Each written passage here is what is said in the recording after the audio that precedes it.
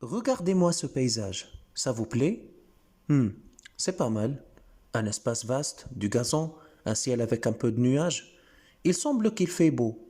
Ça me donne envie d'y faire un footing. Si seulement j'étais vraiment là-bas.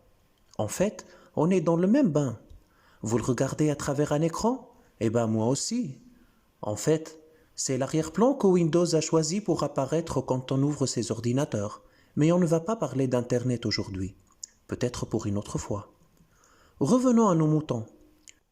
Regarder ce paysage sans y être n'aurait pas été faisable avant l'invention de la photographie en 1834. Épingler cette date pour y revenir ultérieurement.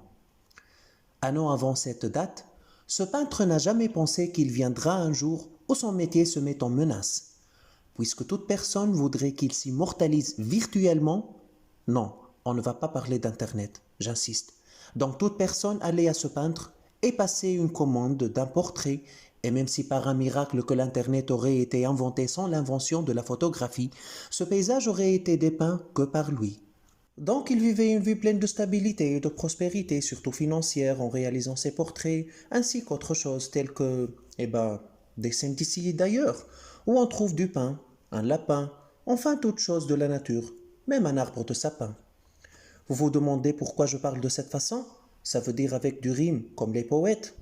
Mais en fait, il y a une correspondance entre les deux. Ça veut dire entre le linguistique et le plastique. Si les poètes composent avec les mots, les peintres composent aussi, mais avec les couleurs, les lignes et les formes. Du coup, on parlait de nombre d'or, avant le bouleversement que l'impressionnisme a fait bien sûr. C'est-à-dire une structure implicite qui constitue l'œuvre qui doit être inscrite en nombre d'or, que ce soit une forme spirale comme dans cette œuvre, ou un rectangle d'or comme dans celle-ci. Cependant, tout devenait capturable depuis l'invention de l'appareil photo, la chose qui a mis quelques artistes en dilemme et a poussé d'autres vers l'exploration de nouvelles retrouvailles artistiques. Cette exploration nous a laissé regarder ce paysage à cette manière, dans les expos des peintres impressionnistes, puisqu'il est devenu inutile de voir la peinture comme une mise en scène picturo-théâtrale. Par contre, la peinture s'est focalisée sur la touche, qu'on considérait auparavant comme préparatrice ou initiatrice à l'œuvre. À ce propos, on trouve Van Gogh qui cherchait quelque chose de brut et sans gêne, d'après ses lettres à son frère Léo. Il voulait que la toile se présente aussi comme le vestige d'une action. En avançant dans le temps, on parle encore de cet artiste étant inscrit dans le post-impressionnisme, avec Camille Pissarro, Paul Gauguin et Paul Cézanne. Ce dernier qui réalisa en 1895 ce tableau d'un paysage de la montagne de Sainte-Victoire. On y voit non seulement un audace de touche, mais aussi un audace sur le plan de la perspective.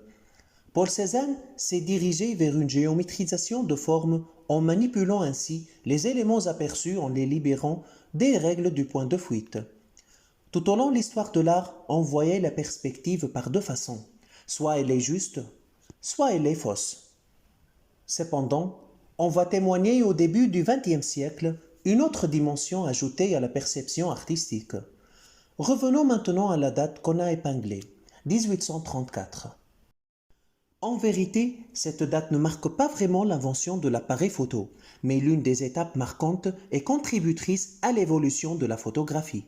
C'est dans cette année que le scientifique Fox Talbot réalisa ce qu'on appelle une négative via la technique du dessin photogénique qui fut des empreintes sur un papier photosensible dilué avec du chlorure d'argent.